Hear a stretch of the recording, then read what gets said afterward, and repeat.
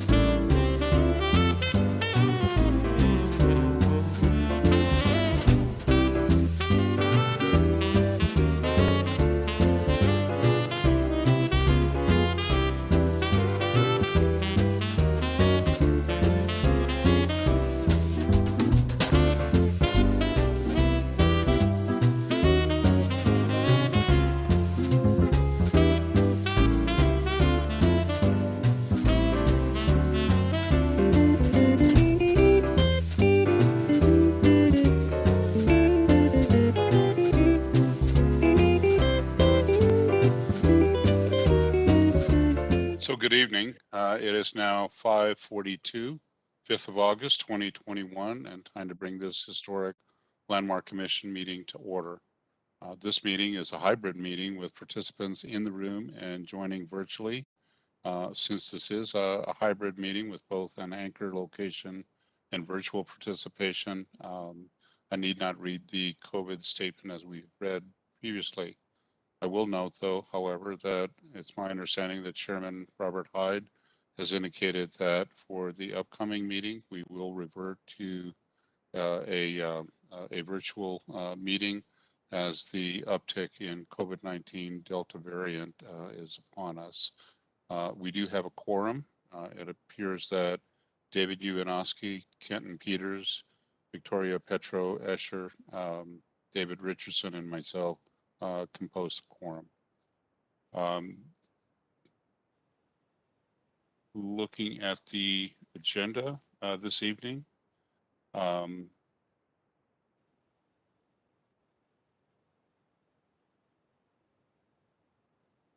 there's only a few items on here: public comments, unfinished business from previous meeting, and the third item is a work session. I believe announcing or approving of the meeting minutes from the 15th of July meeting are in order. Is there a motion regarding these minutes? Yeah, I'll make a motion to approve those minutes. Very good. Thank you, Kenton. Is there any discussion regarding the minutes? Hearing none, is there a second to approve the meeting minutes as written?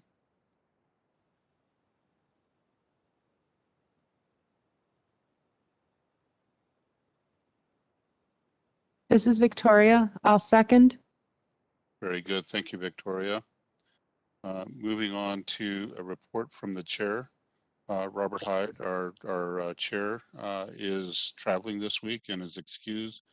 Therefore, there is no report. As the vice chair, I have no report either. Can we now hear from a report from the director? Yes, thank you. This is Nick Norris, Planning Director. I don't have much to update the commission on other than to let you know that we are working with the mayor's office on having, we have several vacancies on the commission. And so we are working with the mayor's office on getting, we've had a number of people apply, so reviewing those applications and hopefully getting some appointments made as quickly as we can. And so that we have more bodies to get a quorum. So, thank you. And second, the other thing I wanted to touch on is this is our first hybrid meeting, and as many people are probably well aware that the COVID numbers are increasing and have gone up quite a bit over the last several weeks. And so it's very likely that we will be shifting back to straight virtual meetings for the time being, but we're given that Landmarks doesn't have another meeting for another month. We're not quite sure where we will land on that, but we will keep everybody posted with that as things progress and we learn more and hopefully we start seeing some vaccination rates go up and numbers go down. So that's all I have. Thank you. Very good. Public comments. I know that Aubrey sent a public comment from Cindy Cromer. Need I read that at this time, or is that simply inserted into the meeting minutes? Cindy has raised her hand, so I will Very unmute good. Cindy and she can speak. Cindy, you're unmuted. Thanks very much. In my many comments to you and to the city council, I've never quoted Justin Bieber. I think I'm pronouncing his name correctly. I've never considered paying attention to what he was doing, singing, or saying, but last week he said, sometimes our no's are more powerful than our yeses. I believe he was talking about Simone Biles. I had already been thinking about some of your outstanding no's this year, especially the one regarding the house on Almond Street. That hearing was possibly the most bizarre public meeting I've ever observed. You were being asked to deal with a Victorian cottage with what appeared to me to be a new tough shed perched on its roof. Saying no is hard enough when you are likely to be labeled the hysterical society. It is even harder when you have to draft findings yourself, digging into the ordinance. The potential buyers were ready to close in a few days, and they appeared to want this compromised property nonetheless. You soldiered on, wading through comments from investors, gold medal performances in blaming and sidestepping, and the lack of relevant professional licenses. There are other examples of where your conviction to say no has made a difference this year. I'm focusing on the house on Almond Street because it's on the market again. I asked the staff to forward the link to you. Saying no was far superior to saying yes in this case and in other hearings where you've said no. The advantages of a powerful, well-placed no include safer buildings, more compatible infill, a fairer process, and of course, protection of the historic character of our neighborhoods. A clearly articulate no can accomplish a great deal, but as the listing on Almond Street suggests, a well-crafted no does not always solve the problem. Thank you very much for your no's so far this year.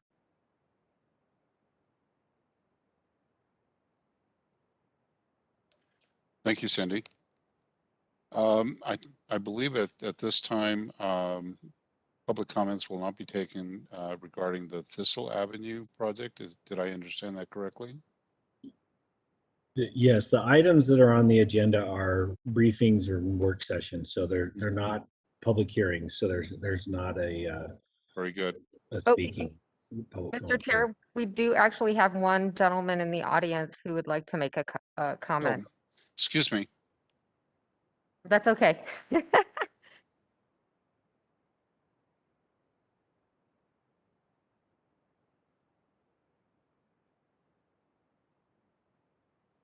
Barry Egan. I live at 250 South Elizabeth Street, which is a property that's approximately 100 feet from the Thistle Avenue property you're considering. I think more than anything, I have a question to answer. The residents, we have a small condominium building, 6 units in it, immediately adjacent to this property. And when the notice of a public hearing, I believe it was going to be in June, came out, none of us even received the notice until 2 or 3 days after that meeting. There was a name on there of a gentleman named Nelson, such and such, with a phone number and an email address. Multiple people in the building have reached out to him 4 or 5 times to try to get information about this. He's neglected to return any phone calls or any emails. So I'm here trying to find out what this process is going to be. We clearly have multiple considerations for a property of this size being built literally within tossing distance of our property. Is it appropriate for me to voice our considerations right now? If it's not, I understand, but I would like to know how I can find out how we can keep abreast of how this process is going to go with this gentleman trying to get approval to build on that lot.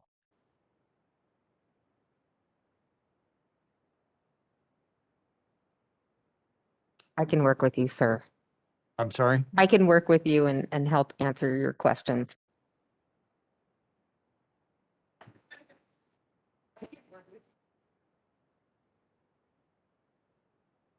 So am I correct in assuming that that my comments regarding this project would not be appropriate this evening? Is that accurate? Yeah, this is Nick Norris, the planning director. Yeah, because this is a work session it's really a discussion between the applicants and the Landmarks Commission. There will be a follow-up public hearing where you will have the opportunity to weigh in, and we will ensure that we can answer any questions that you or your neighbors have between now and that whenever that public hearing is scheduled. And Michaela, who's in the room, who was just talking, Approximately when can that help may with be that as held. well. May be initiated. I'm sorry, I could not hear Can that. you repeat that, sir?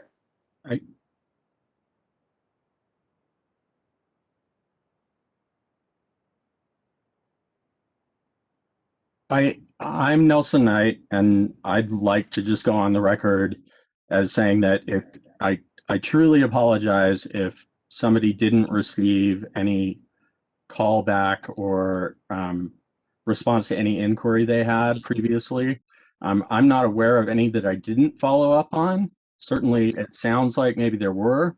To clarify the process, as I understand this now, the project was reviewed in June. There was public comment that was received, both written and there was testimony at that meeting, and the information then the commission then tabled the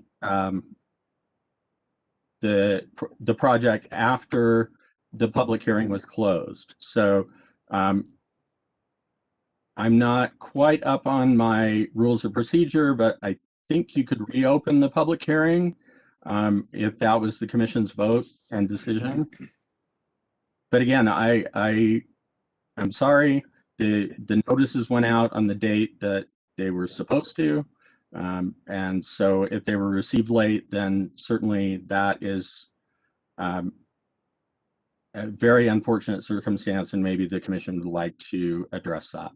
Yeah, are there any other methods other than mail where So- residents of my building can be notified of this? Or at least by me, and then I can communicate with them? The mail is not a particularly reliable enterprise any longer. But it is unusual that all 6 of the residents in our building got the notice on the same day, and it was 2 days after that meeting had actually occurred. So no, I'm not blaming it on anybody. I'm just bringing it up as, what occurred. But we have serious considerations about this project going ahead, where it is and how it's proposed. I just need to find out how I can become involved in this now, and that's why I'm here exclusively. So this is Nick Norris again. As we discussed this with the commission in their work session, we will address process and go from there. But the purpose of, and thank you for identifying a noticing issue, and we'll work on finding ways to address that and procedurally make sure that we're giving everybody opportunities if there has been some sort of an issue. But I think for the purpose of this meeting, it really is a discussion for the Landmarks Commission. They've heard you, and as they proceed with this discussion, we can talk about how they want to proceed with the decision-making process on it. And I appreciate that. As I said, this is more a fact-finding episode for me than it is Yeah. expecting to be able to give any kind of an unusual diatribe. So, All right, thank you. okay, so that concludes what I need to do. Okay. Very, very good. Thank you, Mr. Egan. It's my understanding then that now at this point in time, we're moving into the unfinished business concerning the Thistle Avenue triplex on Thistle Avenue.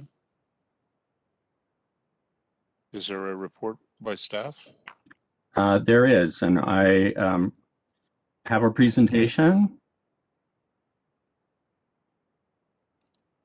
Nelson, you should be the presenter now. Thank you.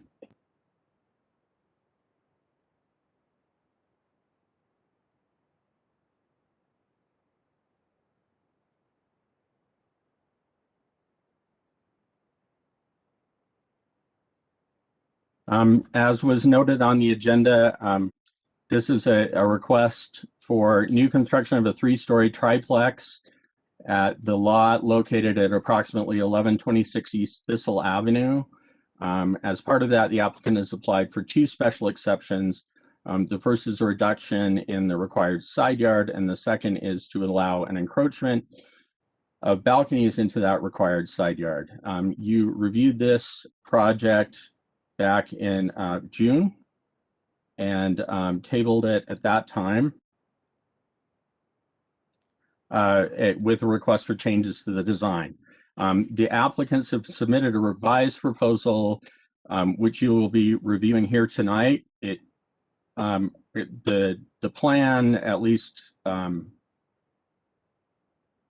to this point had been for, this is a closed, the public hearing has been closed and you would make a decision on the revised proposal tonight. It wasn't planned for a work session. If you'd like to give the applicant some more feedback and we can return it back if there are any issues, obviously that's the commission's decision. You can see here the surrounding context, and this is an early version of the site plan, but it shows the buildings. I don't think it shows 250 South Elizabeth. Maybe actually that's immediately adjacent to the east. You can see that there. And then the surrounding buildings. You know, it's very uncharacteristic, this little branch of Thistle Avenue, from the rest of the University District, and we discussed that in the June meeting.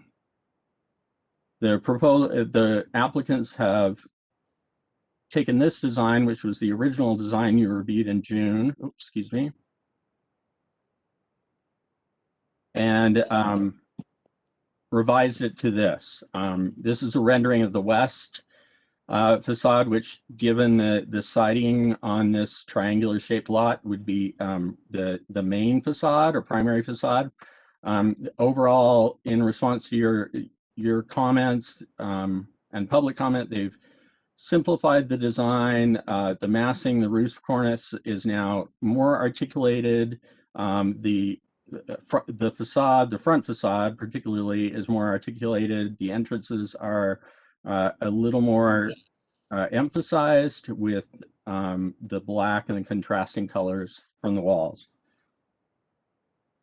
The revised site plan that you see here reflects changes to the driveway configuration, one of which is to preserve the existing tree located at the northwest corner of the lot, and the second is the addition of a separate sidewalk from Thistle Avenue to the lot. This shows the previous design as well as the revised design to the west or the front elevation. You can see the primary materials have been changed from stucco panel, from the original stucco panels and fiber cement siding to what is now proposed, which is brick in the light gray that you see in the elevation drawing, and a real cement stucco in the darker charcoal color. Entrance canopies and all other architectural details are now a dark charcoal color. You can see now that the fenestration pattern is more regular, and the solid to void ratios in keeping more with those outlined in the city's design guidelines. The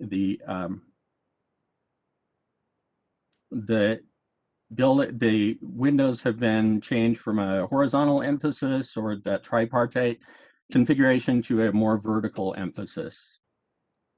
You can see here the rear elevation that would butt up against the slope of the hill.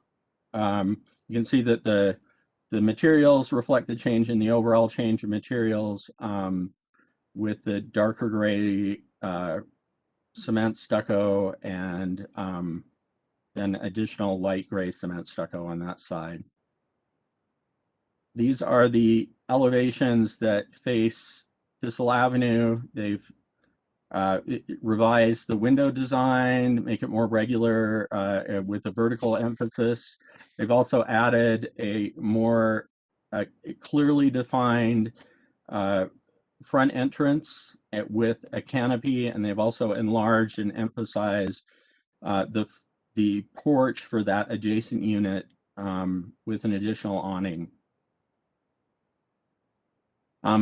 The special exception requests are outlined in much more detail in the staff report, but they remain unchanged from the original that was requested back in June.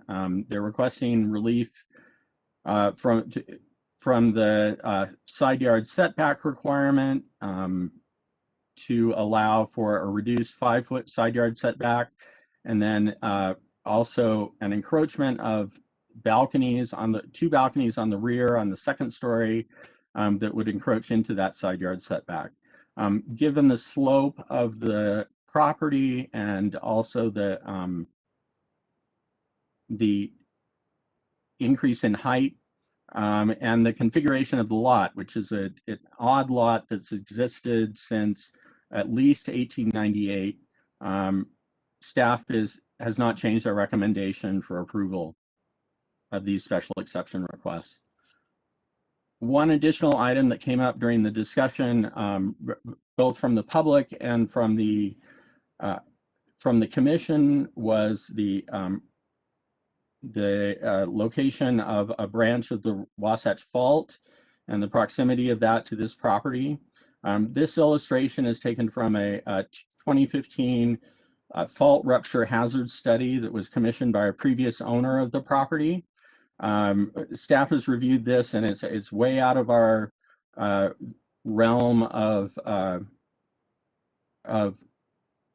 technical expertise, but the results of the study were that they found no evidence of a fault line in the area that is shown that they trenched and studied, shown by the black line on that lot.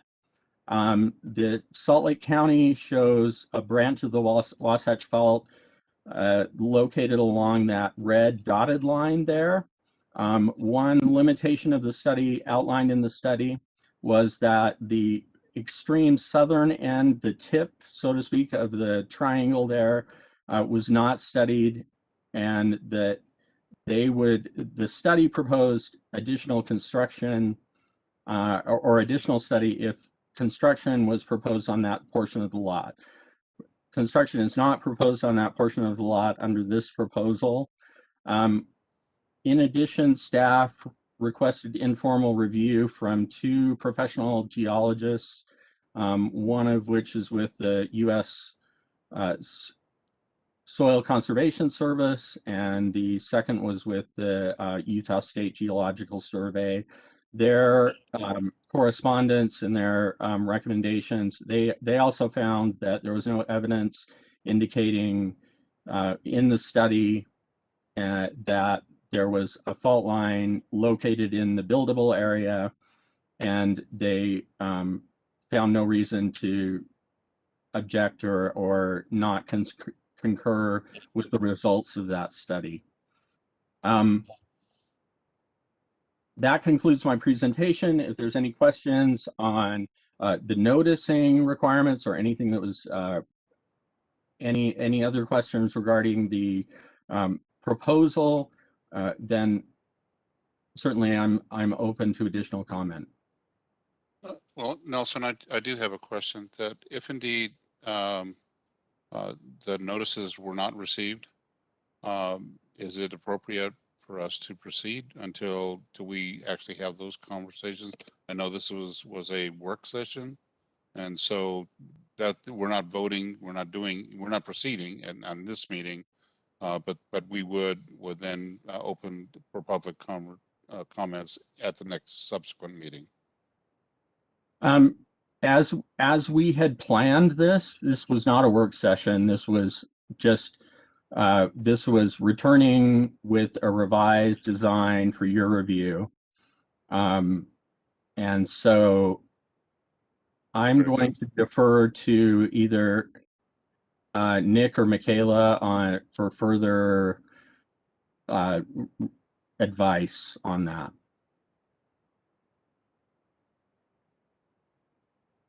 Yeah, so the city code requires a mailed notice to property owners within a certain distance of any project that requires a public hearing. And so the person who spoke did indicate, that mail is somewhat unreliable, and that there's some truth to that. And we don't control, once we drop something in a mailbox, we don't control it. And so the other thing that is required by city code is that the subject property be posted with a sign for a public hearing. So there are other avenues to to check. People can also join our, we have an email listserv that all agendas go out on that people can look at. That's hard for people who maybe not expecting land use applications and things like that near them. But there are other avenues. It is at the discretion of the commission to decide to reopen a closed public hearing.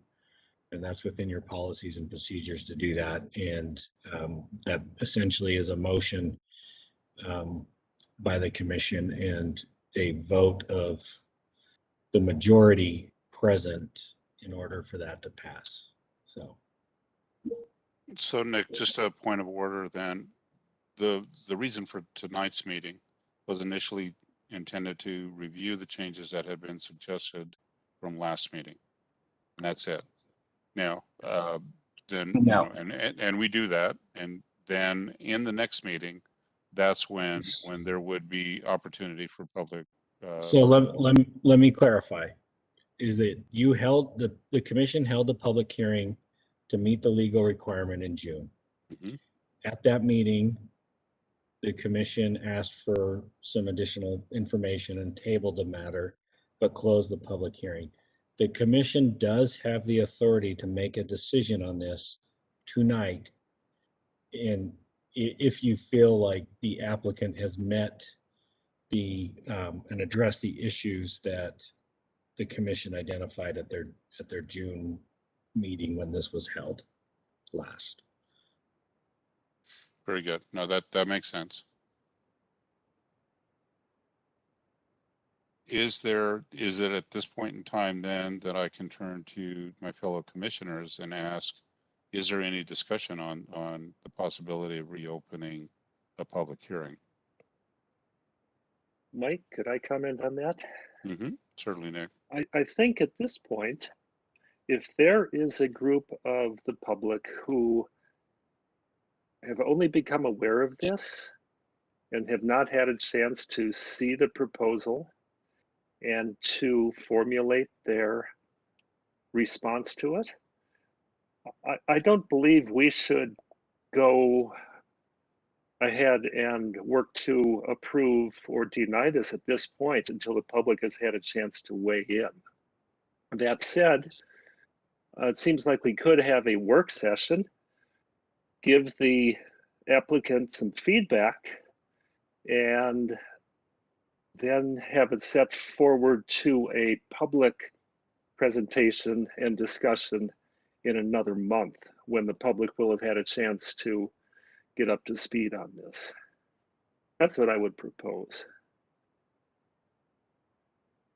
Very good. This is let's see. Victoria, and I completely agree with Kenton. Okay, very good. Either John or David, do you have any other comments? Yeah, Richardson here. I concur that certainly the budding owner that spoke at the earlier public session this evening certainly has some standing here. And I would also suggest, and this should go into the record, that the if that interested, it would help that interested party if there were a site section that went from Elizabeth Street down through the project, through both projects, so that the budding neighbor can see how their condominium project relates to this new condominium project. I think that would be very helpful to them.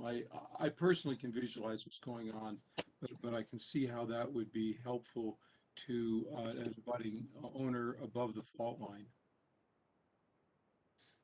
Very good. And so, John, I'm going to look to you as well and ask, are you in compliance with what Kenton, Victoria, and David have said as well?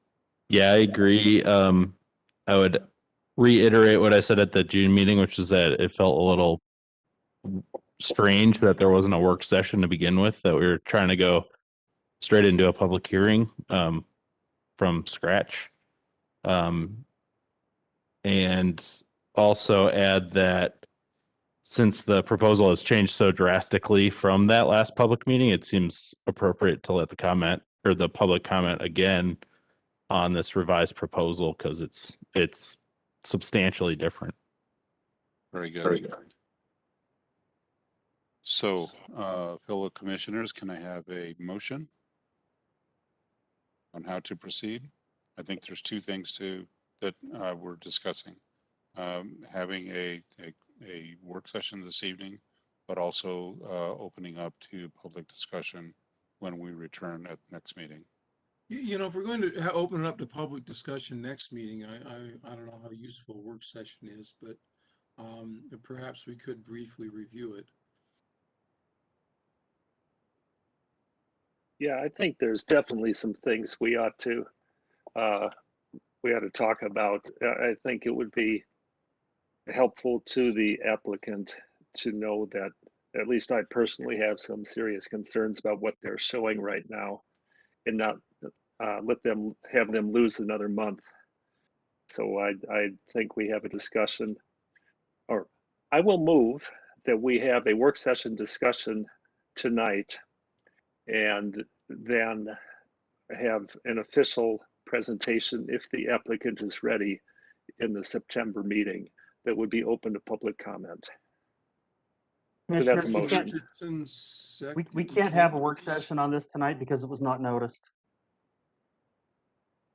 Okay, So then I Kenton, retract my motion. Then Paul, what can we do?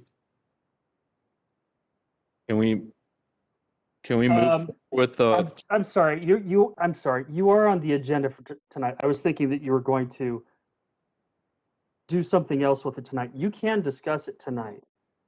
It's on the agenda for a discussion as unfinished business.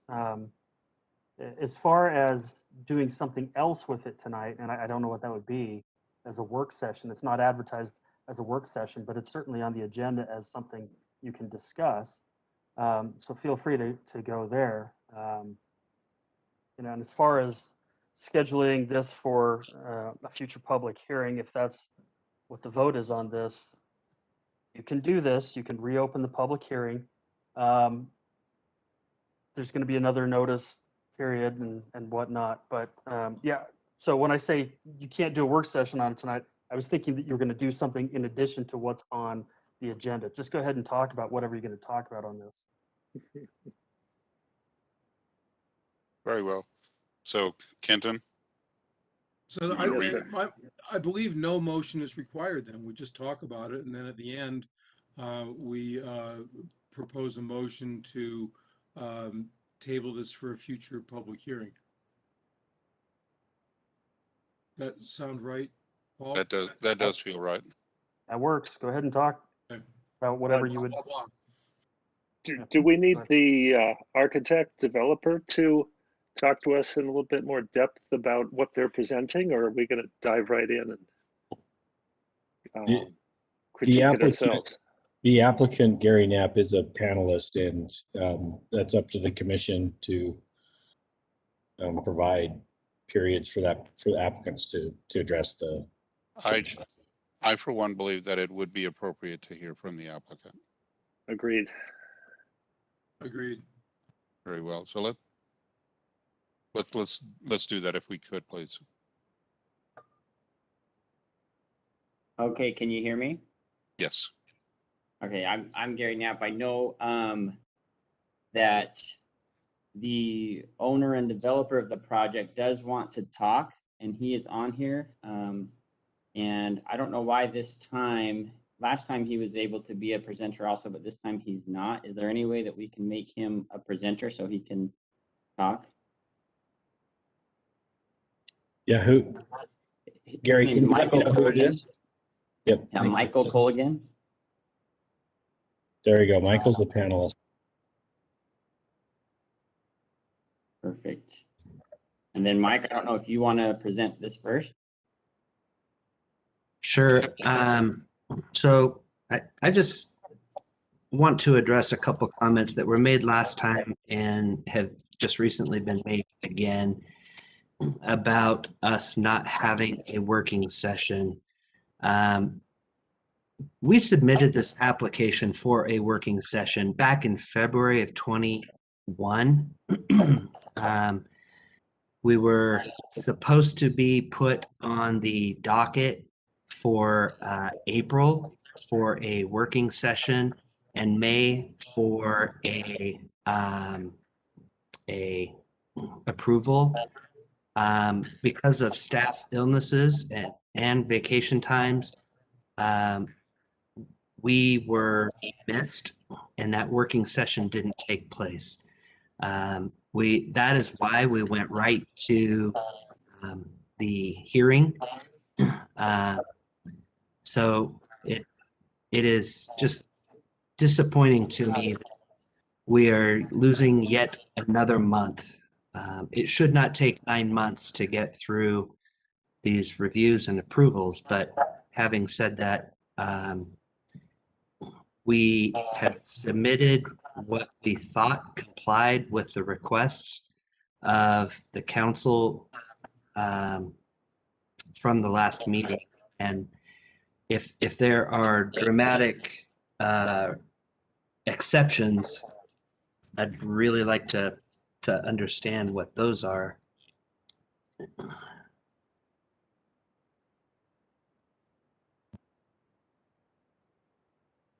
And if I could maybe just take a minute also, and just say that we did work. We were trying to get on last month also, and last meeting too that we did in June. It was essentially said that this is the work session and gave us the comments. So we really kind of had that work session last time, and we took all the comments and we've made the changes. And you know, obviously we would really like to you know, get a vote on those and move forward today, but we understand that you guys have the power to do what you want in that regard. But we are very interested to know if you have any other concerns on the project. Mike, could I say something? Yes, go ahead, and then I'll follow up, Kenton. Okay. I'm not going to address those concerns you just had. They're valid. I was hoping you guys could talk in more detail about the design you've got tonight. It was Nelson's presentation, as was appropriate, was a broad brush introduction to it. Can you please give us more detail about your thoughts and why you've arrived at the design solution that you're presenting tonight? The design solution that we are presenting tonight came straight out of the comments and requests from the last meeting. The last meeting, the feedback that we received was that the design was too complicated. It had too much texture.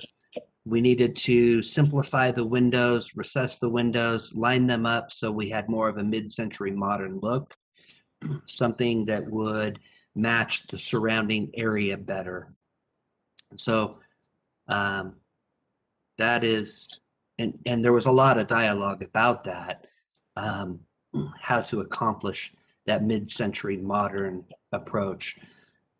Lining up the windows, simplifying the windows, simplifying how many materials and texture, depth of the building was all at the direct request of this group, this committee, in the feedback that we received last month. Beyond that, Gary, do you have more? No, I think that's pretty accurate. And the only other thing to add is we did take a look at those other buildings that you guys had looked at that were on Thistle Street. And we did kind of make our windows be more of the vertical type like those. And we added more glazing that you wanted and so forth to kind of bring it. So it's still, and it's only 2 different materials now, and we simplified it and then did make it very mid-century modern. If you look at, you know, the function and the essentially taking the organic and geometric shapes that bring it into the clean lines and so forth that give it that mid-century modern feel. So we feel like we've really been able to accomplish that. We did some glass railings and other things that give it that also. So we've taken it, simplified it, and really given it kind of that flair and made it look taken some things from those other buildings that was very important to some of the members here and gave them those same features of windows and so forth. Now, one exception that we should mention, something that is different from the rendering that we showed, the glass panels on the garages, we are going to propose as being a frosted glass, something that's not transparent, so that people from the street aren't seeing whatever's inside somebody's garage. But aside from that, we did switch to the glass panels at the recommendation of this group in the garage doors, to help with that mid-century modern. So I would add to the comments of both Michael and Gary that simplifying the windows, enhancing the entrances, simplifying materials, making the windows more vertical, and maybe decreasing the materials, and hearkening back to the mid-century modern look. Those indeed were things that were discussed in last meeting. I agree with that.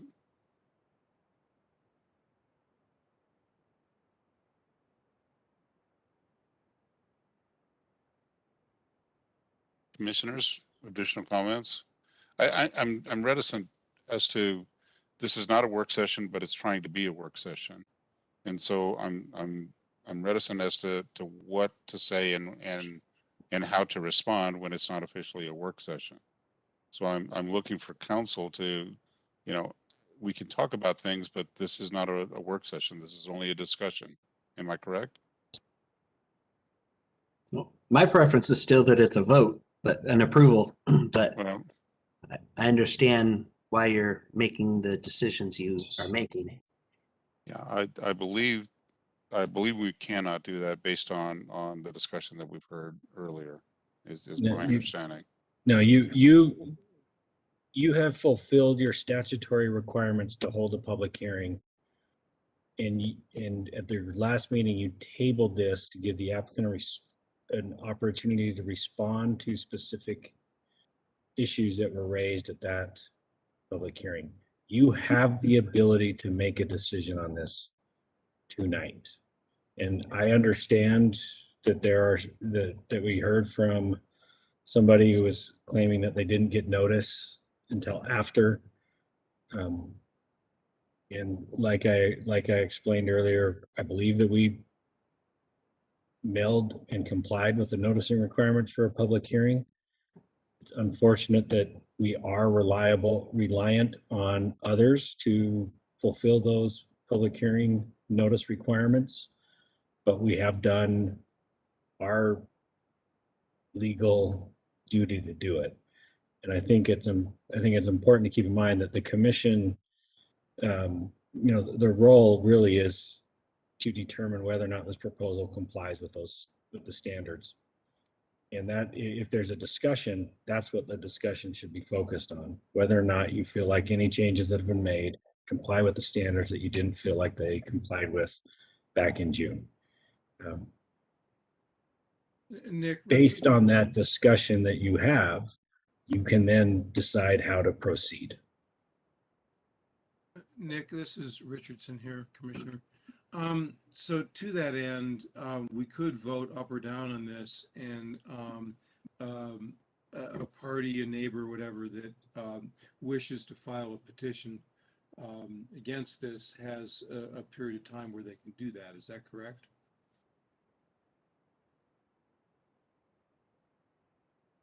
That is correct. Well, in light of that, in light of what Nick said, I'd be willing to take this into executive session and discuss the merits of this design and then put it to a vote. It would be helpful to me as we discuss it if we could have a graphic up or some of the first and second iterations shown to us. Agreed. David, can you speak louder? I am working on that. hear you. I can try. I even bought this new microphone thing, but I've got a really, really, really bad connection. So You're already better. Any efforts will help us. Okay.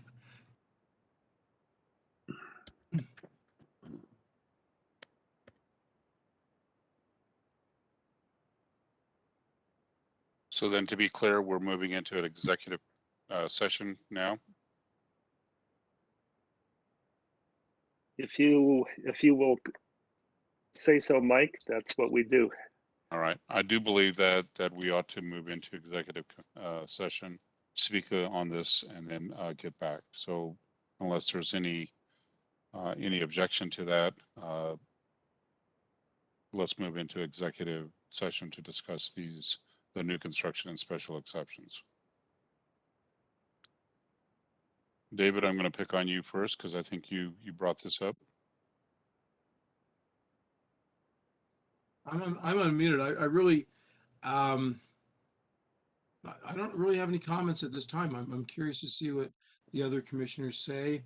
I do believe that the fault line is steep enough at this point that this is unlikely to directly affect the uphill neighbors. Mm-hmm.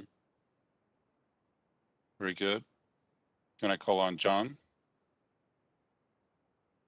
Yeah, I do think this is a step in the right direction. So to kind of address what the applicant was saying, I do feel like you heard us and are moving towards what we discussed last week, or in June when this was last presented. Mm-hmm. I think the materials are more appropriate. I like the brick. I like the stucco, even in some cases. The one comment I have in looking at this rendering is that the kind of space between those two white volumes where there is no door is a little bit awkward to me. I don't know, but I also don't know if we have enough detail to vote yes or no on the proposal. So that's something I would ask the other commissioners if we do. I don't know. Like we've had buildings in the past where people come in with like window details and like exactly what type of windows are you talking about? It's hard to tell from this rendering and from the elevations. But that said, I do think it's in the right direction. I like it more than what was presented at the last public hearing. I do think it would be in the best interest of the public if we allowed people to comment on the revised design. It feels like this is kind of a weird process maneuver around design changes where in the past, the public can kind of track these through 1 or 2 work sessions. And then the application that's in front of us is the result of input from both the commission and from public feedback that's been received through emails and other means. So, I hear what the applicant's saying about not being able to hold the work session in May. That said, that's not really, it's not the commission itself who schedules these work sessions. Our July meeting was already 4 hours, so I'm sorry that you didn't get on that agenda, but at the same time, we're volunteers and you got to recognize our time commitment here too. So that's kind of where I'm at. Victoria, do you have any comments? If not, I'd like to comment as well after you. In terms of design, this one is notably better than the first one. I wasn't here for the June meeting, but I do want to comment on the fact that this feels like an impossible position because we have members of the public saying that their democratic process in terms of our shared history was interfered with in some way. And we also have someone who has very real time and resources on the line And it feels a little bit like an impossible position, and the tensions being balanced here are very dire. And I would be open to further conversation with the commissioners about how we balance those tensions. Yeah, I want to make a comment as well. And Victoria, I very much share exactly what you're saying. I do believe, quite frankly, that the designs that we're seeing in front of us are significantly more appropriate for the immediate neighbors. It's a huge step in the right direction. At the same time, I do feel that and I know that quote we've done what we're supposed to and things were mailed out. We don't, as a commission, we don't have power over that, but if indeed somehow they did not get delivered, I just feel odd that we're circumventing neighbors that are living right next door to this. We're commissioners. I live within blocks of here, but I don't live right next door, and I would like to have consensus, or at least honest, genuine conversation with the neighbors concerning this. My personal feeling is that I feel for the architect and the developer that it's taken as long as it is. I, that's out of our control at this point. Can I make a comment? Certainly. The only other thought is they did receive this in June, and so they have known about this project. The only thing that we've changed, really, we've changed a few things, but not very much. Is there any way, and I know it's your process, I'm just asking the question, is there any way we could let them discuss it right now, their thoughts on it? Because they have pretty much what we've had all along, and if they knew about the meeting tonight, could we hear from them tonight and allow them to do that? And do you need to, and the rest of the public already had a chance, do we need to invite everybody else to it again? Or can we just have these guys have a special time to kind of do that, since the rest of the public got their notice and was able to attend last time and give their comments? Those are just some thoughts that I had. Understood, Paul. If I understand you correctly, there has to be notice, and this was not a notice that this was a public meeting work session, and Correct. because of that single thing, that precludes us from doing exactly what Gary was asking. That is correct. In order to receive verbal public input, we would need to hold a public hearing. We'd need to reopen it in this case, and that does require the notice that's prescribed in the city code, which is at least 12 days. Paul, is there any course for the neighbors who had their contact interfered with to, if we make a decision one way or another, have their voices heard at the city? I'm going to try to be careful in how I respond to your question. I don't know that necessarily anything was interfered with. I think we want to give people the benefit of the doubt. But I've become a little bit cynical on notice claims. It seems like about half of the appeals that I end up dealing with, people have claimed that they didn't receive notice, yet they attended the meetings where they claimed they didn't receive notice of those. Now, I don't know that happened in this case. I'm just saying the law allows us to presume, because of that if we did our part to provide the public notice, we are in a safe place to make a decision, regardless if the Postal Service didn't deliver. And I know that happens. I'm fully aware that the Postal Service is certainly not the most reliable way of delivering things, but it's the way that we are given by law to notify adjacent property owners of public hearings. That being said, you're certainly allowed to do this, to reopen it. There's no consequence for you either way.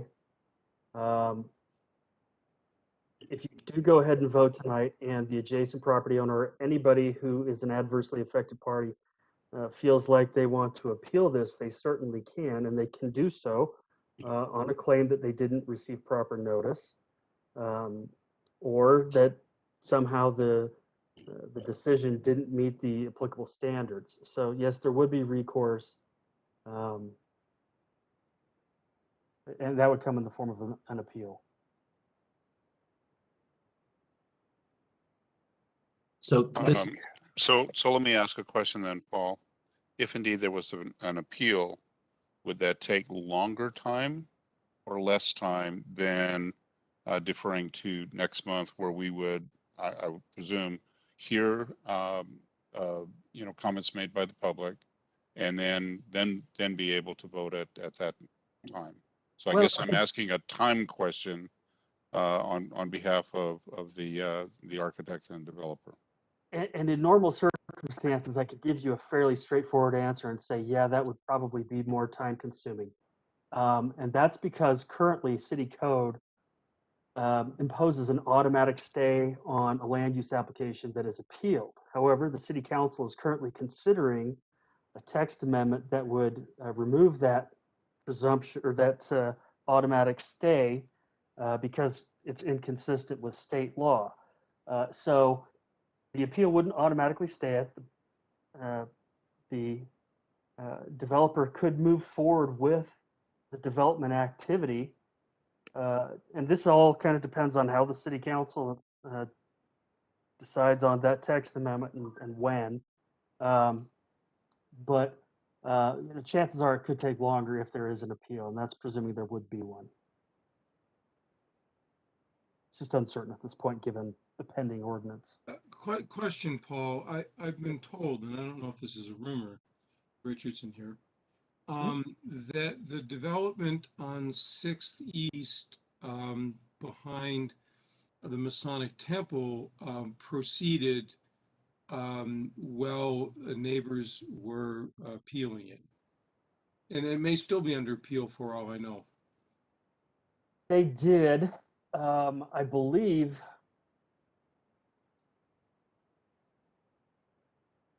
I believe that was that a special exception involved, because this is where the code is a little bit mixed. If it's a special exception, conditional use, or planned development, there is no automatic stay. So if that was a special exception on that one, it would not have been automatically stayed. I don't recall, and I don't know if they did proceed at their own risk on that. Oh, thank you, Paul. Mm-hmm. All right, thank you, Paul. Then, So, if I'm on, In addition to mailing, there was also a sign posted at the site, correct? yes, there was. There was, yeah. I can confirm that. This is the owner, Michael. If it is possible, I would be willing to proceed at risk. What we are trying to do, I'm not trying to cheat anybody out of a voice in the project. What we are trying to do is get into the building department so that we don't lose the summer and the fall and have to start concrete in the winter months where it costs us dramatically more.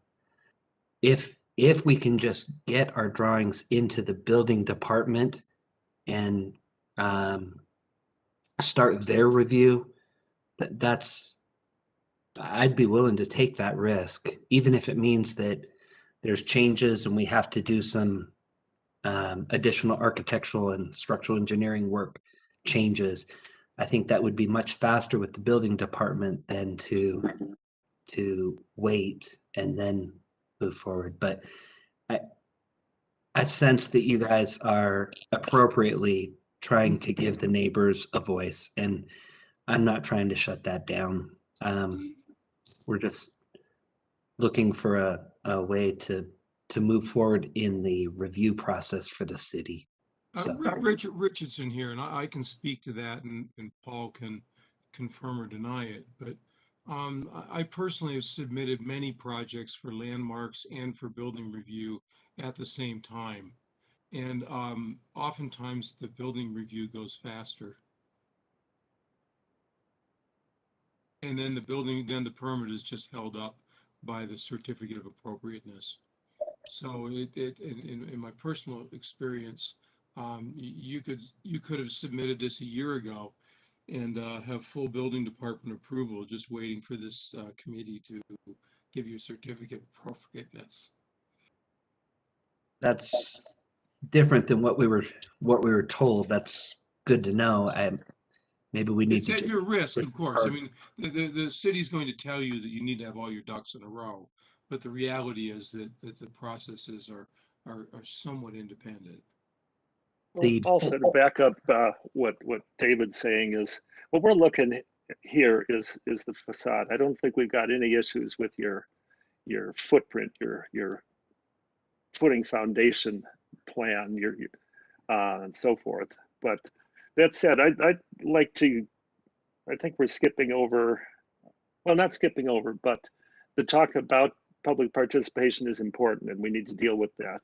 But we've also got design issues right now that I think it would be valuable to talk about. Could we get into some specifics, Michael? I would very much agree with that, Kenton, and I would like to get into some specific design issues. Okay. Do you want to start, or I've got a list here I'd like to talk? Well, go ahead. I think your list and my list may be exactly the same. Go ahead. Okay. First of all, I'm going to talk about the things that I think are done well. I think the site plan on this challenging site works out pretty nicely. The evolution of the design towards what we were requesting, I think they've made a good step on that. The solid void ratio is good. The massing seems appropriate. The balance between the brick and the stucco. Also, I'd say at this point, I have no problem with the special exceptions requested, especially given that site. Areas where I have concerns, John touched upon those. I think we're lacking in details. When I look at the elevations that are part of the staff report, my first look at those, I was very concerned about the presentation. It was very, very schematic. The rendering helps, but they're not going to build from a rendering. I don't know anything about these windows.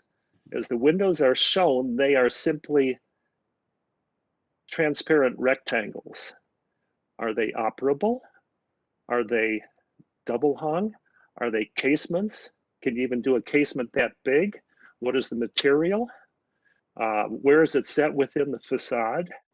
And how the heck are you going to shade that western expanse of glass from the western sun? That's not a historical thing, but it's a practical thing.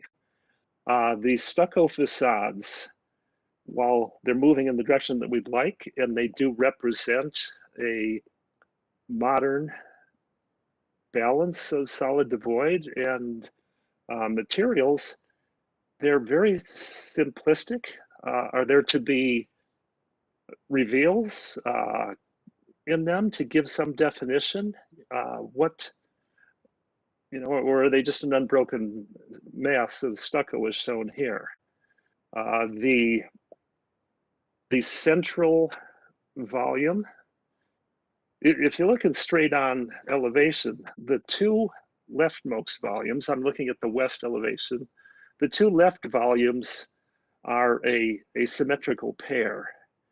Yet when seen in perspective, the central volume has a different cantilever than the northmost volume. That looks a little awkward to me. It almost seems like if there's a symmetry, it ought to balance.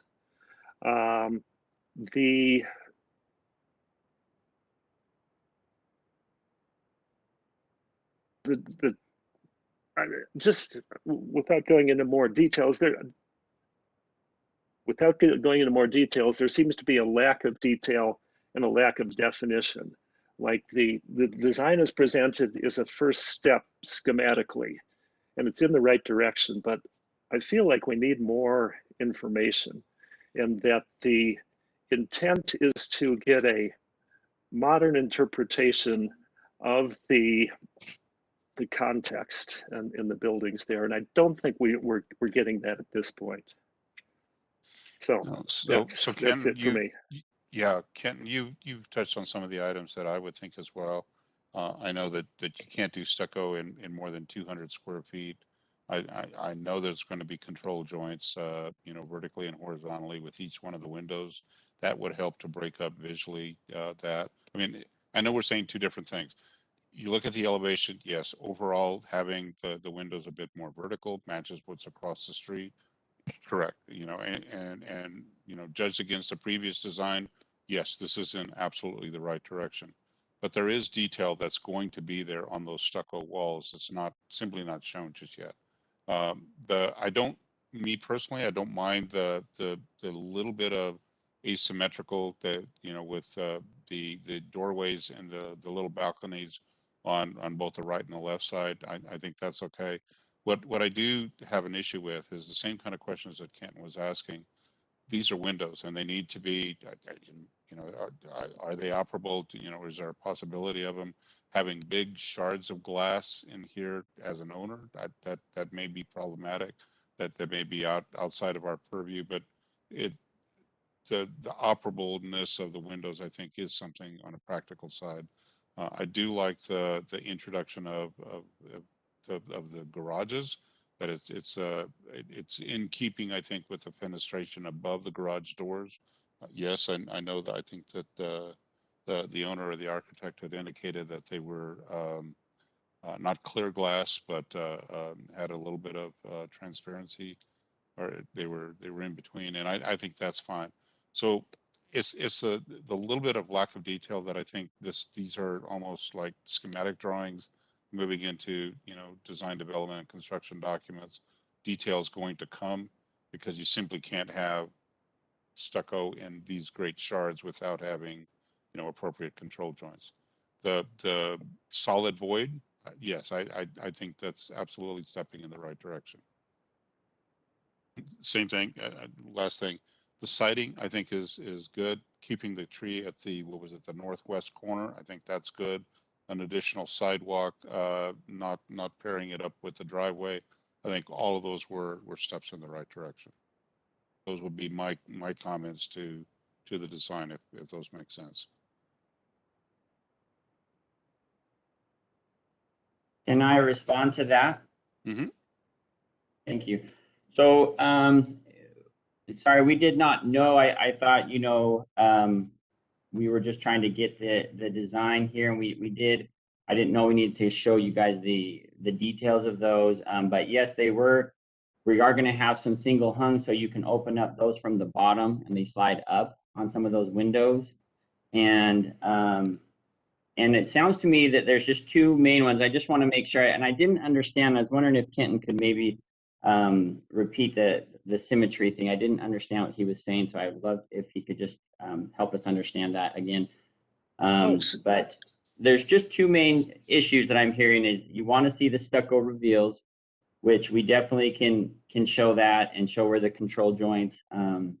We were just representing where the stucco, and I guess that would show it there. And I apologize that we didn't add those, but definitely that's easy to do. And I don't know if that makes or breaks kind of the design that we have to be able to see those or not. But I guess that's a good question. And then the window details. And I just want to make sure those are the two things that you guys have talked about. And then just the symmetry part of it, I really didn't understand if we could get that. Sure, Gary, I'd be happy to try to express that again. And please note that Mike didn't think that was an issue. But I say is, in the revised design, as seen on screen now, the west elevation, the two bays, the central and left, or central and north bay, are symmetrical in elevation. If you go to one of your perspectives or the rendering, it appears that the apartments actually cantilever beyond, to the west, beyond the face of the garages. or at least that's the way the drawing reads. No, that Yeah. is correct. The middle unit, the garage is bigger and it comes out and kind of is a central focus. And the other ones, it is back a little bit, and those other pieces cantilever out.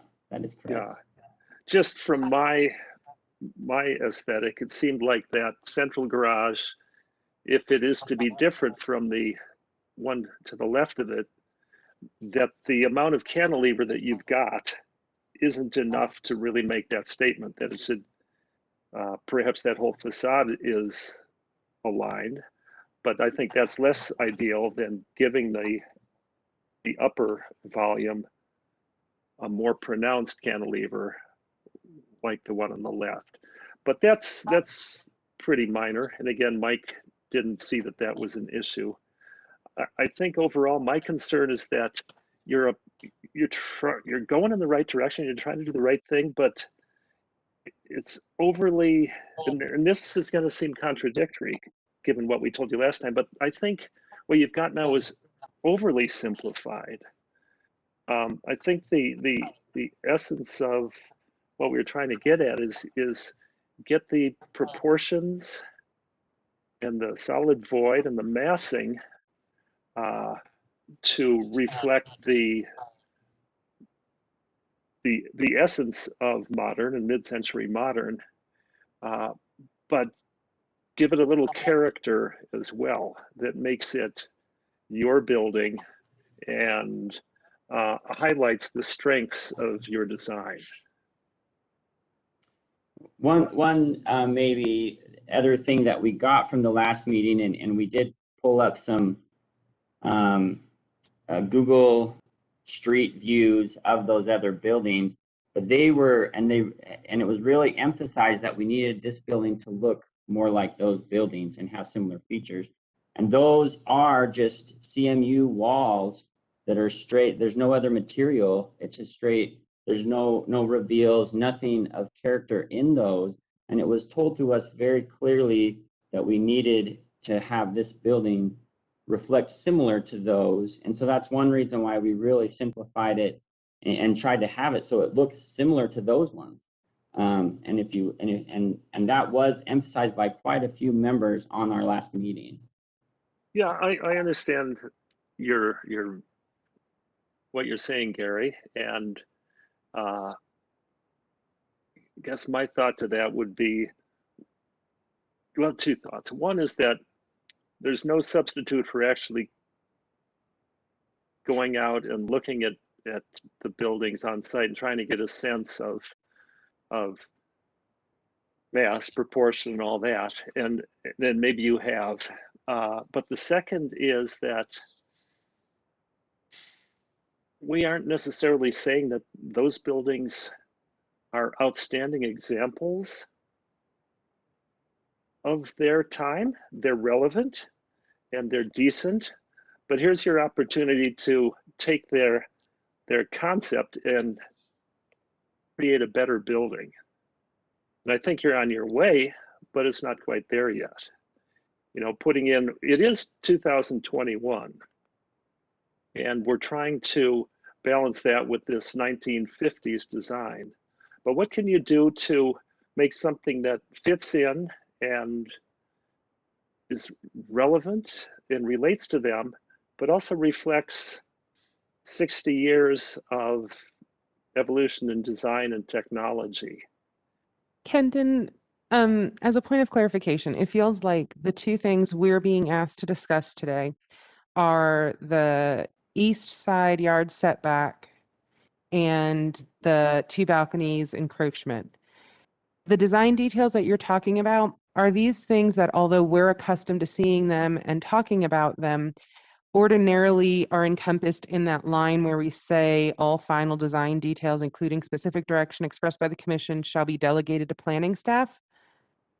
That's a good question. It could be if the motion is made that way.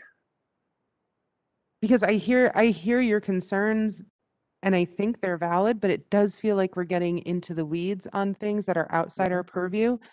And we've already dealt with some gray areas, and it feels like we need to actually do something in one way or another. Yeah, fair enough. If you want to make a motion, kind of encapsulating what you just said, I think we could bring it up to a vote, because I don't necessarily disagree with what you're saying there, but there are issues that I was concerned about that are Yeah, our as design that are in our purview. yeah, and as concerned as I think as well placed as those concerns are, and as concerned as I am about democratic voice, I don't feel like the strict purview of what we're considering tonight allows us more deliberation. Really, the only question is this setback appropriate? Are the balconies appropriate? And can we delegate the rest to staff? That feels, as we've talked, it feels pretty cut and dry to me. Yeah, well, I feel like we definitely can talk design issues and details, but at the same time, I acknowledge that I am kind of going down the rabbit hole on this. So maybe we had to fish or cut bait right now and take a vote. I agree. Other voices to check me. Yes, Victoria, are you prepared to raise a motion, please? I need to gather my thoughts. Hang on, let me pull up my motion sheet. Well, just as a reminder, what they're asking for is a reduction in the side required east yard setback from 10 to 5 feet and allow the encroachment of the two balconies approximately 3 feet into that same setback. Okay, so then based on the analysis and findings listed in the staff report, the information presented and the input received during the public hearing, I move that the commission approve petition PLN HLC 2021-00081, which is a request for a certificate of appropriateness for a new construction of a 3-story triplex, and petition PLN HLC 2021-0053, which is a request for 2 special exceptions associated with the proposed new building. These include a reduction in the required east yard setback from 10 feet to 5 feet, and an exception to allow an encroachment of 2 balconies approximately 3 feet into the same setback, with the following conditions: approval of all final design details, including materials to be used, windows, any particularly pertaining to materials, including specific direction expressed by the commission, shall be delegated to planning staff. Very good. A motion has been raised. Is there any discussion? Are there any conditions we want to attach to that in addition to approval of all final design details are delegated to staff? Well, I think Richardson, John. I think it would be great if they used real windows, and real meaning something other than vinyl. I don't think we allow vinyl in historic districts, and that the windows be set back to create a shadow line.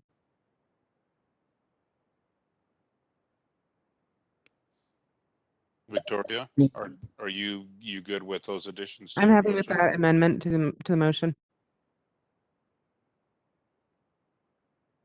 Commissioners, any further discussion? Hearing none, let's go in order. John?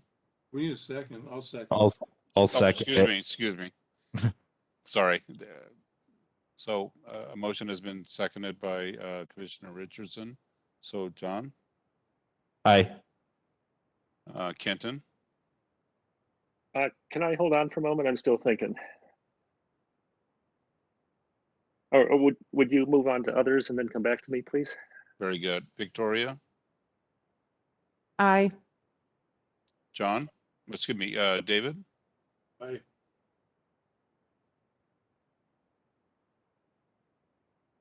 Kenton?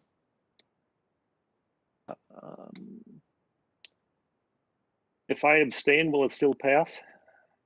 I can Yes. certainly vote. Yes, it Yes. will. I abstain. All right, very good. I believe there is a vote. I voted aye as well, so that would be 4 aye, 1 abstention. Chairman, you don't get to vote on this unless you're breaking a tie. No, very It'd just good. be a- Then it's, It would be a all right, 3-0 vote. very good. Sorry, apologize. All right. Then I believe we're finished with the unfinished business.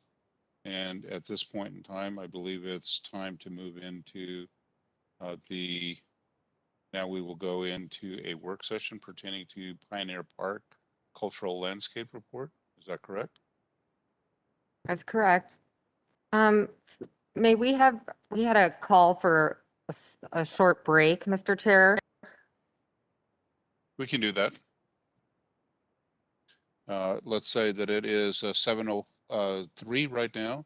Shall we reconvene at 7:10? Is that sufficient? Sounds great. All right, very good. Thank you.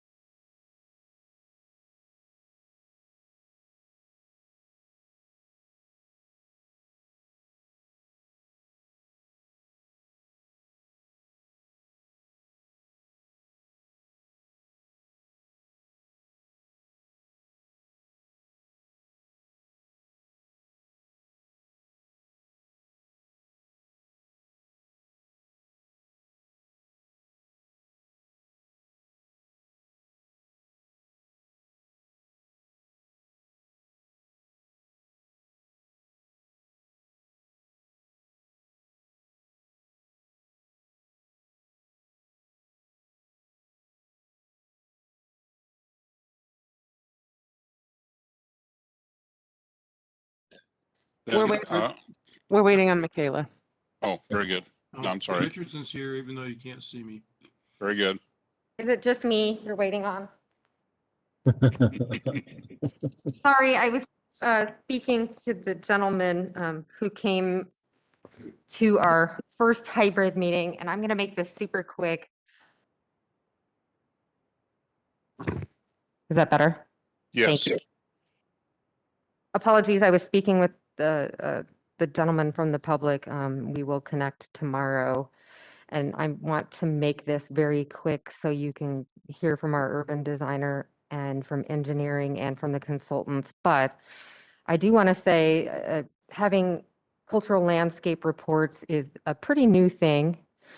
And I want to give a little bit of history where a few years back, the planning division and parks funded a consultant to come up with some historic inventories.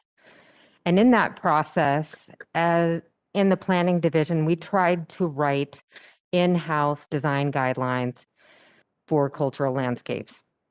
And I probably talked about that before. We were really unsuccessful in doing that. And we couldn't figure out why, other than we didn't have everything from those historic inventories. And we were lucky enough to hire Laura Bandara. She's our urban designer, and she had experience in cultural landscape reports. And she said, I know exactly what you need and why you're struggling with them. And lights went off, and Nancy Monteith was working for Parks at the time. And those two have really been pushing this interdepartmental coordination for a number of months to really work on this long-term project, because as you know, at the city, preservation activities and interests are numerous and they overlap. And at the Landmark Commission, I mean, as planning staff, we're helping technically advise, and we're usually talking about buildings. But as you know, cultural landscapes are something that we've grappled with. So we're really excited to be moving forward with, I'm just going to say, CLRs.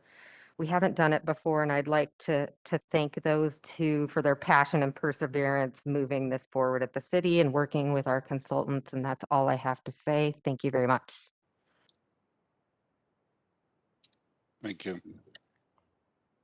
Hi, I'm Laura Bandara. And in the interest of getting you out of here, Michaela introduced me so that I think you know enough about me. What I wanted to talk to you about today is really and give you an overview of how you will use and sort of interface with these cultural landscape reports. So our consultant will talk more about the document structure, but what I want to kind of give you a quick introduction to is the treatment section of cultural landscape reports.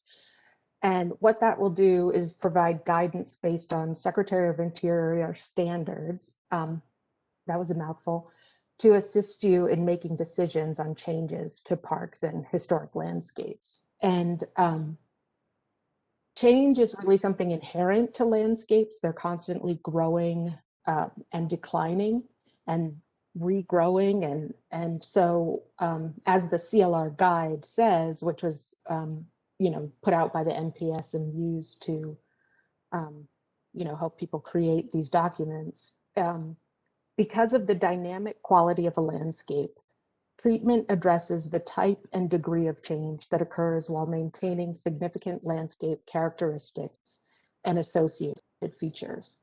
And so really what cultural landscape reports and inventories, which we're going to do for some of our sites, provide you with tools to manage change by assessing the component parts of landscapes, which are referred to as landscape characteristics, and our consultant will expand on these.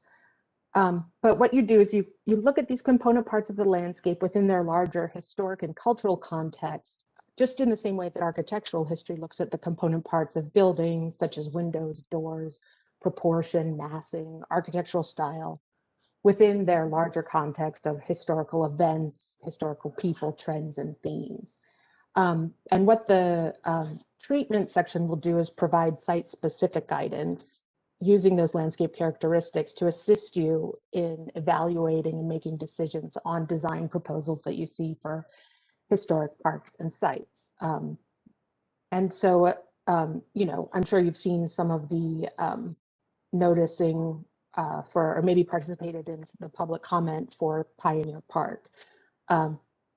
So again, the treatment is going to give you guidance to help evaluate those proposals that come in front of you. CLRs also provide proactive guidance to resolve conflicts that can come up between natural and cultural resources, which will help our new public lands department in their management decisions, but also provide solutions that can accommodate changes while still maintaining the integrity of historic sites. And what this really means is that we can better preserve our historic parks and public spaces and also tell their stories better. And so just to kind of give you a very basic understanding of how this might work is based on a site history, the significance and integrity analysis, as well as a site condition assessment, a CLR will determine a primary treatment approach for a site. And really what that does is determine the overall level of intervention and change. And it's the same 4 categories that you're familiar with, right? Preservation, rehabilitation, restoration, and reconstruction. And so while the primary treatment for a park might be preservation, it can happen that you might need a secondary approach for some aspects of it. For example, you might have recommended preservation as the primary treatment, but then rehabilitation would be recommended for the circulation systems within that park in order to accommodate public access or meet ADA requirements. So there's a little bit of flexibility built in to acknowledge, you know, the change that happens in landscapes and change in the way people use these places. And so just to conclude, treatment approaches and actions will be really clearly described both in text and on plans, and that will give you guidance in managing change in our in the places and parks that are significant to our history and beloved by our residents. And I am going to turn it over to Nancy Monteith now. Good evening, commissioners. I just wanted to say a few words as an applicant. I've come before the Historic Landmarks Commission with proposed improvements to Pioneer Park twice before in my career, once as a consultant and second as a staff member with the city. And I would say in both those occasions, it felt like there was a great degree of uncertainty in terms of how do we approach sort of the treatment of the landscape and what is historic and what is important about that preservation. And I think also some idea of how it would be evaluated. And I think what we're really excited about is having a comprehensive site history and this information about how to treat it and preserve it so that we all, the commissioners, the city as a steward, and the public is working with a common set of information. It will help our consultants develop a plan which is consistent with the management goals that are outlined in the cultural landscape report. And I'm very grateful to the leadership that Laura and the preservation team has brought to this effort in our ongoing collaboration, and also our consultants who have worked very diligently to help us all push it further than we have. And so I'm going to actually introduce our consultants. We have Chalet Larson with IO Landark and Kirk Huffaker with Preservation Strategies, and they're going to do an overview of the site history. Okay, thank you, Nancy. I have not shared my screen before using this particular platform. Does someone want to walk me through it? Oh, share. There it is. Okay. All right. Can everyone see this? Yes. Yes. Okay. All right. Hello, everyone. As Nancy said, I'm Shalay Larson with IO Land Arc. I'm a historical landscape architect. And I just want to recognize Kirk Huffaker, who is here with me tonight and has really led the site history research efforts on this project. We're here to give you a quick update and an overview about where we're at right now with the cultural landscape report for Pioneer Park. As you can see here, there's an image in the background from 1948. It's a bird's eye view of the park, looking from the northwest side towards the southeast. This is right towards the end of the Americanization period, which we'll talk about here in a minute. And thank you, Laura, for an amazing overview to what cultural landscape characteristics are, or what they mean in terms of, you know, how to identify and begin to understand historic landscapes through the lens of landscape architecture. So specific to cultural landscape reports, these are from a guide to cultural landscape reports by the NPS, and the typical characteristics that you look for when you start to look at and break down a landscape include natural systems and features, spatial organization, land use, cultural traditions, cluster arrangement of buildings and structures in the landscape, circulation, topography, vegetation, buildings and structures, views and vistas, constructed water features, small scale features, and archaeological sites. Now, I think it's really important to mention that not all of these characteristics come into play on every single project. It's really about, you know, what the type of cultural landscape is that you're looking at, and how it was designed, and what factors, you know, are heavily at play. For example,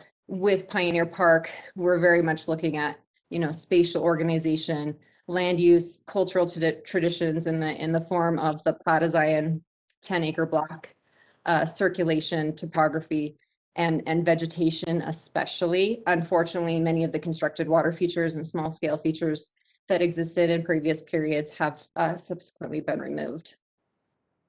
So, sorry, I can't figure out how to move my slide forward. There we go. So just a quick overview. This report has two parts. The first part is really breaking down and beginning to understand the landscape, starting with a very thorough site history, understanding how the site has developed and evolved over time, when major improvements happened to the park, and really a lot about the cultural factors and implications and design movements that impacted design. And then it also includes an existing conditions. We did extensive mapping and photography documenting the site as it exists today, and then an analysis and an evaluation. So comparing what the site has been in historical periods to what it is at this point in time. And then the second part is based on the analysis and evaluation, we'll determine what we feel like the significance of the remaining landscape is. And then based on that, we'll recommend treatment and management for the park. So just a really quick overview. At this point in time, we've identified the following historical periods for the park, including the Indigenous or Native American period from pre-1847, the Old Fort period from 1847 through 1851, what we're calling the territorial period from 1851 through 1895. And this is really just 1895. The dividing date there is, you know, when Utah achieved statehood, and the Americanization period from 1896 through 1958, and the civic period 1959 through 1974. And we're on a very limited amount of time here, so I won't go into a lot of detail with this. Oh, and the Salt Lake City stewardship period, 1975 through 2021. These were really outlined in more detail in the report that we provided to the commission. And if you have any questions on these, Kirk and I'm assuming, I don't know if we're if we have enough time to field questions after this, but we would be happy to. So for each of these periods, we've developed some period plans so that you can you can visualize and see what the landscape looked like during each of these periods. These are still fairly preliminary.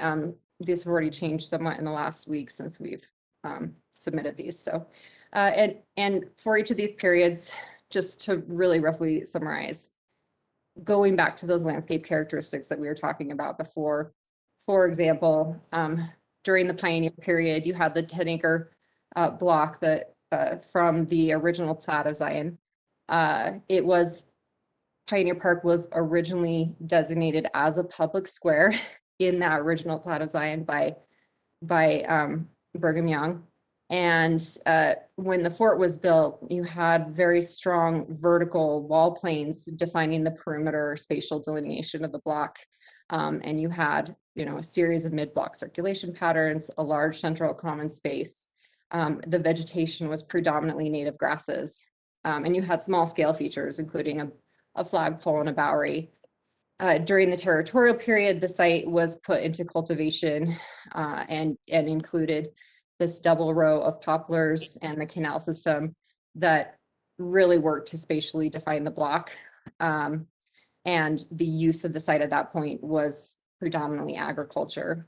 And then in the Americanization period, which I'll talk more about in a bit, the site was finally officially developed as a public park, and it included the development of sidewalks, public sidewalks, park strips, street trees, really strongly delineating, again, spatially the perimeter of the block, and the development of a very Beaux-Arts inspired circulation pattern, which was fairly symmetrical and formal and included, both diagonal and orthogonal mid-block circulation patterns. Some of the other features that exist today are these two tennis courts, which the southern one is actually, or has been converted to a basketball court. But those remain from that period. The vegetation of this period was predominantly manicured turf grass and large shade trees, and many of those have survived to this day and are now amazing mature specimens. And then this period also included a pavilion, which you can see here at the center of the image, and a number of pool structures. And in the civic period, this really coincides with kind of the decline of the urban condition in terms of urban flight and people really leaving the city center. And you kind of see the park kind of slide backwards a little bit. So we had the loss of some vegetation, some new vegetation planted. The pool structures were removed and replaced with a large baseball diamond in the center. The circulation system really remained largely intact, became a little bit more organic. You had a lot more desire lines kind of weaving through the circulation system of the park. But the vegetation remained consistent in terms of the style and the composition of the vegetation. Again, the predominant use of manicured turf grass and large open shade trees in a picturesque placement. And I don't know how I'm doing on time. So just to recap, the Americanization period was really, if you look at the park today, you really see the Americanization period the most in what you see in the landscape of the park today. And this is predominantly the vegetation, but there's a lot of echoes from the past in terms of spatial organization, and very much a lot of the pathways that you see today are the original circulation patterns that existed in the park. And here's some more photos from the Americanization period. So the top left is a 1911 photo of a drinking fountain at the center of the park. The top right image here is a 1911 photo of that pavilion that I pointed out earlier. That was kind of the south central portion of the park. This bottom left image here is the boys' pool looking north west across the site, and you can see one of those diagonal circulation patterns coming in from the corner very clearly. And on the right hand, I'll come back to the center one in a minute. The right hand image, also a 1912 photo, you can see the public playgrounds, which are visible here in this top right image as well in the background. Fun fact that the Pioneer Park had the first public playgrounds in Salt Lake City. Unfortunately, these playgrounds are no longer existing on the site.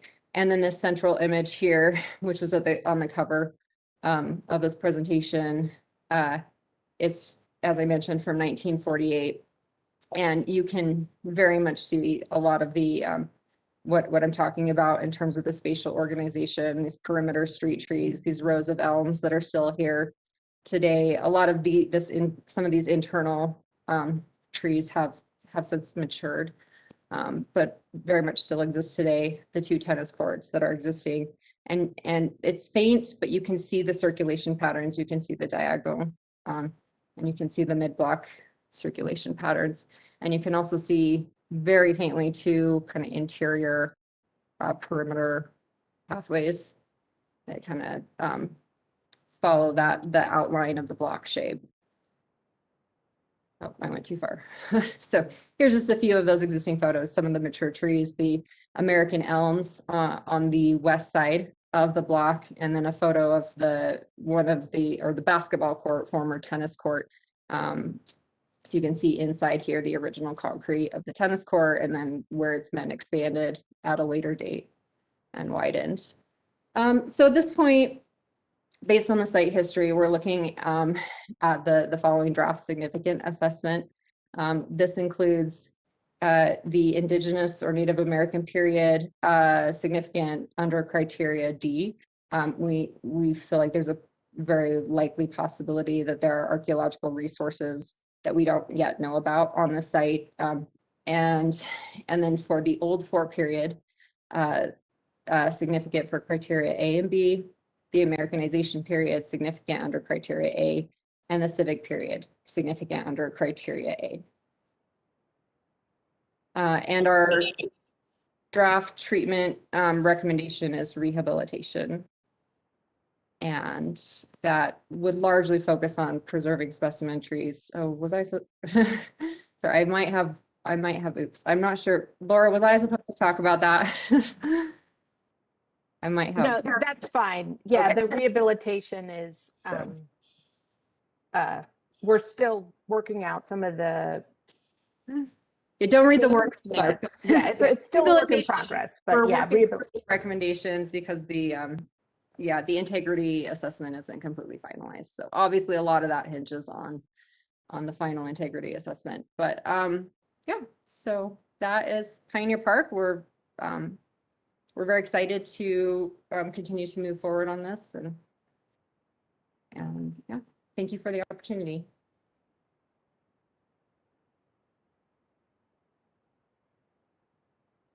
I don't know how to stop sharing my screen.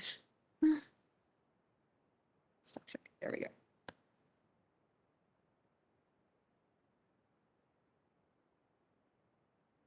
Well, thank you very much, Shalaya. That was really fascinating. What are our next steps now? Where are you exactly in the process? I know that your work has been done. What are the steps moving forward? Laura, do you want to field that, or do you want me to field that? Why don't you talk about where you guys are in the process, and then maybe Nancy can talk about how this will interface with the Pioneer Park redesign. Okay, so we are just wrapping up a final draft submittal, which should hopefully be done tomorrow. If not tomorrow, definitely by Monday, but yeah. So then that submittal will be reviewed by the preservation team and public lands and engineering. And then that information will be provided to the design team to inform. We have a consultant under contract doing public engagement and design for Pioneer Park. So we wanted to make sure that the cultural landscape report preceded that. So we will provide this information to that design team, and we hope to come back in the next couple of months with a presentation of the proposed design and how it meets kind of the recommendations for the treatment and management of the site based on the historic significance. Yeah, and so what your role will be there is, you know, the idea is we're giving this guidance to the consultant, let them, you know, try to integrate it into their plan. We will also be giving you the cultural landscape report as a guide with the treatment plan and guidelines, and then, you know, the consultant will do their very best to present a plan, a schematic design in Pioneer Park that's compatible with that, with those treatment recommendations. And then you will look at it and, you know, we'll probably have a work session where you'll look at it and make comment. But right now we're trying to get a lot of robust public engagement, because that's, there's sort of two pieces to the management side of this document. One is making sure that it works for the way public lands maintains and manages the park. And then also that we're hearing from the public what they'd like to see in the park. And then the goal would be we take those things and figure out how to make them compatible with the historic landscape. And again, that would all be, that would be based on the integrity assessment in terms of what the degree of change that the park can tolerate. Very good.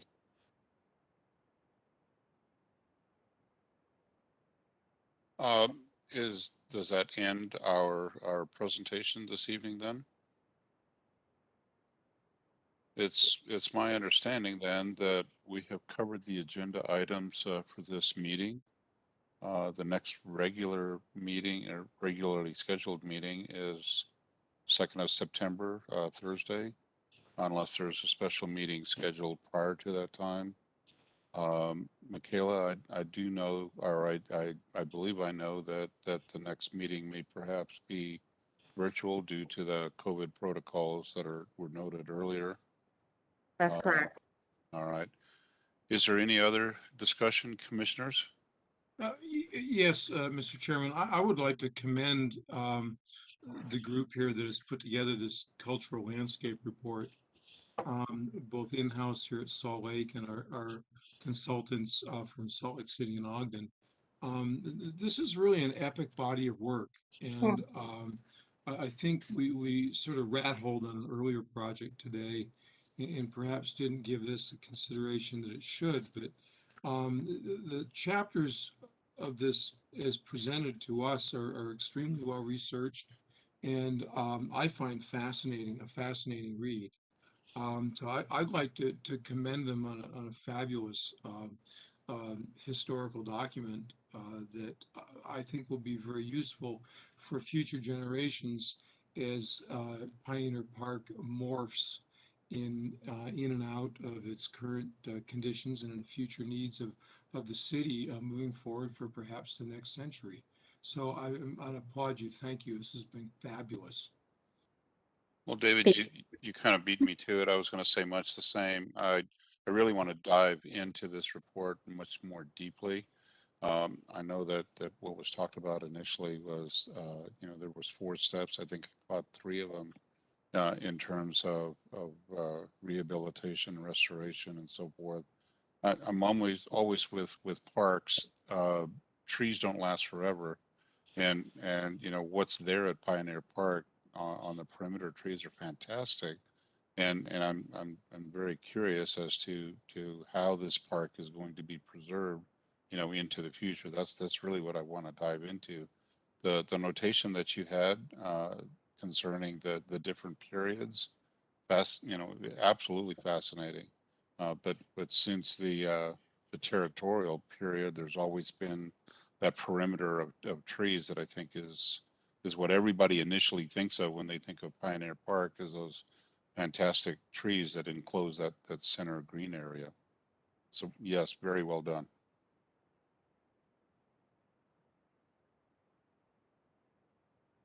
Thank you so much. It's really nice to get that feedback. So we appreciate it. Very good. Yeah, thank you. Any other comments, commissioners? I was just gonna say it'd be great to have a historic landscape architect on our commission. That would be very useful in these coming months with this coming up. So if anyone knows of anybody, I happen to know Chalet lives in a wonderful historic house outside of the city of Salt Lake. But Yeah, this is one of our challenges here. It's a very specialized kind of subspecialty of landscape architecture, and we just have basically, I know of 3 in Utah, and I'm one of them. So I'd like to nominate Susan Crook.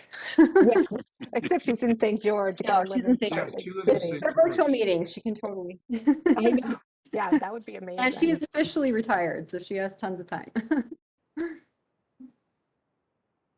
Very good. Unless there's any other business that we should be speaking with tonight, I'm going to call to adjourn this meeting.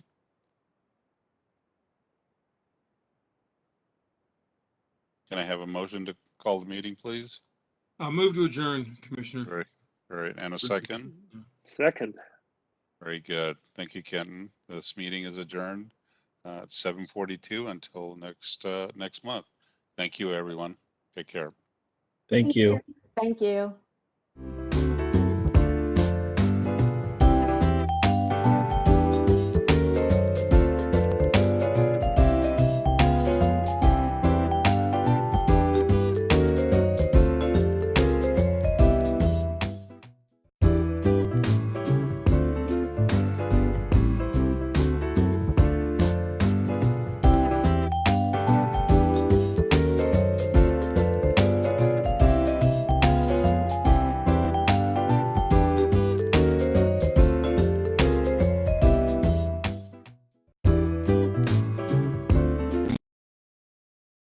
Anyone can have an accident, but lying makes it worse. But Mom will be upset. She'll be even more upset if you lie.